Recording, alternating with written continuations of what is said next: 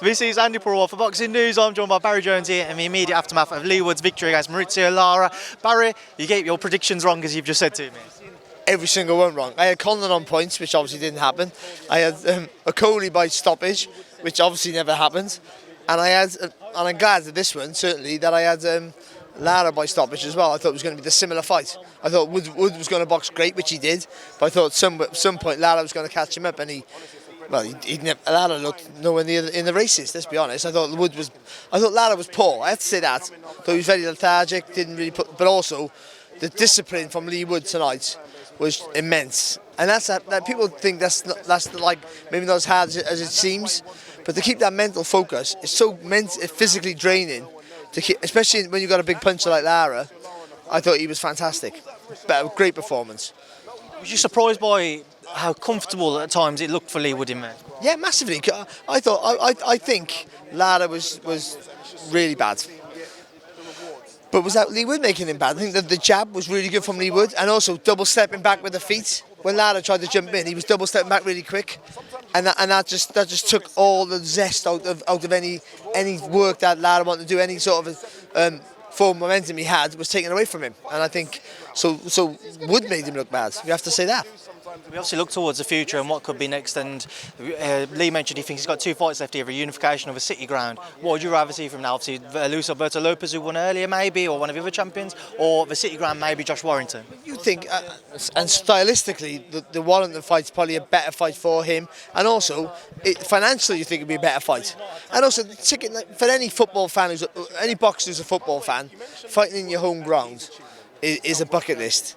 No, and to have enough power now to take Josh Warrington out of Leeds, you're the man. So I think the City Ground fight would be nice for him. Whatever the result, and you'd have to make him a favourite right now. Then whatever the result, just to do that would be great. Lopez has shown he's a tricky customer. You've had a tricky customer here twice. He's ticked that box now. He's done that. I think move on to the Warrington fight and then call it a day. If he can get the win there, call it a day. It'd be a fantastic career from a guy who we never thought was going to get past British level. And let's be honest, that was the truth. That's what we thought. He was good. He never looked anywhere near world level, and he's just since he beat Can Zhu, or Zhu Can, however you say it, he's just shown a star quality that no one ever thought he had. Barry, just away from his car, get your thoughts on a couple of the topics. Lawrence Okolie defeated tonight by Billam-Smith. I know obviously we haven't watched it, we was here, but just your thoughts on hearing that news. Yeah, well, I always thought that Billam-Smith had to get close, but the risk we're getting close, that he was going to get caught. And because we've seen Billam-Smith hurt before, though he does recover quite well and fire back under pressure, I thought that bravery that Billam-Smith would definitely show was going to get him into trouble. What it seems like, and I haven't seen this yet, is that Lawrence was getting, he got warned twice for holding. And Billam-Smith was able to get close and land. And we haven't seen, and there was always a question we did on the Boxing News podcast. We haven't seen Okolie get caught with a big shot, how he reacts. And by the sounds of it, he didn't react great. So yeah, and you got to listen. Again, any boxer who's a football fan, boxing in your home crowd, which Billam-Smith did, and to win a world title in your home ground, like Josh Warrington did against Lee Selby in Leeds when he was a massive underdog. Billam-Smith did exactly the same thing. And you've got to be happy for the kid. You really have. Nice guy. Lawrence Okolie's a nice guy, by the way. Doesn't really portray it that way sometimes, but he is. But he's not great to watch. And I think for Sky certainly in that camp, they got a more crowd-pleasing and TV-friendly fighter in Billam-Smith as the new world champion. Well, there is a rematch clause, Barry, but we won't stick around and talk about that. Just moving forwards, though, we saw earlier today George Rollins confirmed a formal offer has been sent across, similar terms to what they had previously for Fury Joshua. Do you think we see that August-September time? Not the only one who thinks that. I know what I've said. I've said this with Joe Cordina's fight when I got asked. I don't care. I mean, I want to see him fight. Of course, we want to see him fight, but we've been it before. Until the fight's made, let's not worry about it. I would say that. Let's don't worry about it. Until the fight's made, who cares? All this maybe, they've put an offer forward. We get too much information and we get carried away with it. I'm not interested. It's a great fight if it can be made. If they all box in Saudi in December like that was talked about, what happens to that? That's blown up in smoke.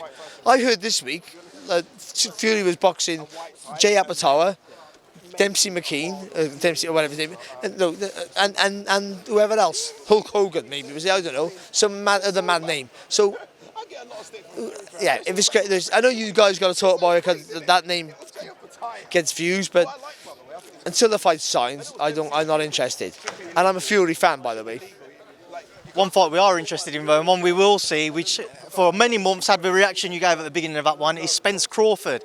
Relieved to finally get that one over the line? You know, it's signed, isn't it? So now I'm excited, yeah. And what I'm more excited about, and this is out to Rob's habit, is that the Boxing News podcast is going to go to everyone, all the fans of the Boxing News podcast, of course. We're going on the road.